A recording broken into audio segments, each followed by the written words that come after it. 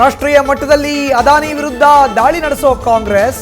ನಿನ್ನೆ CM DK Shivakumar ನಿವಾಸಕ್ಕೆ ಭೇಟಿ ಕೊಟ್ಟ ಗೌತಮ್ ಅದಾನಿ. ಬಿಜೆಪಿಯಿಂದ ವಾಗ್ದಾಳಿ, ಕಾಂಗ್ರೆಸ್ನಲ್ಲೂ ಗುಸು.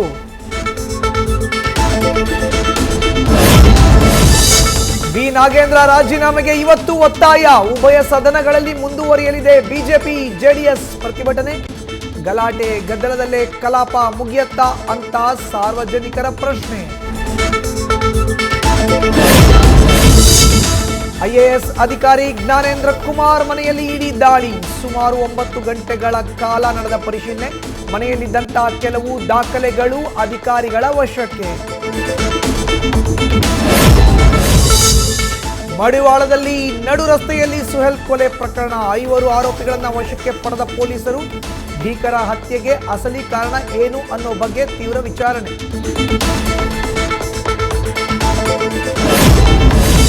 ರಾಜ್ಯದಲ್ಲಿ ಆತಂಕ ಮೂಡಿಸ್ತಾ ಇರೋ H1N1 ಪ್ರಕರಣಗಳು. 8 ತಿಂಗಳಲ್ಲಿ 15 ಜಿಲ್ಲೆಗಳಲ್ಲಿ ದಾಖಲಾಗಿರೋದು ಬರೋಬ್ಬರಿ 4125 ಕೇಸ್. ಇದರಲ್ಲಿ ಅರ್ಧಕ್ಕಿಂತ ಹೆಚ್ಚು ಸೋಂಕಿತರು ಬೆಂಗಳೂರಲ್ಲೇ ಪತ್ತೆ. ನ್ಯೂಸ್ ಫಸ್ಟ್ ನಿರ್ಭೀತಿಯಿಂದ ನಿಮ್ಮ ಪರವಾಗಿ.